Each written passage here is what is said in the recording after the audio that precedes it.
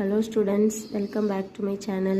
இன்னைக்கு நாம 12th standard second unitல exercise 2.7ல first sum பார்க்குறோம். Write in polar form of the complex number. என்ன கொடுத்திருக்காங்க? 2 plus I 2 root 3. Okay. இது வந்து polar formல எழுதணும். Okay, polar formனா என்ன அப்படிங்கறத இந்த sumல பார்த்துடலாம். Okay. So first என்ன கொடுத்துருக்காங்க 2 plus I 2 root 3 அதை வந்து நம்ம z னு எடுத்துக்கிறோம். ஓகே ஸோ இசட்னா என்ன காம்ப்ளெக்ஸ் நம்பர். ஸோ இசட்னா என்ன ஃபார்மேட்டில் இருக்கும் x plus iy.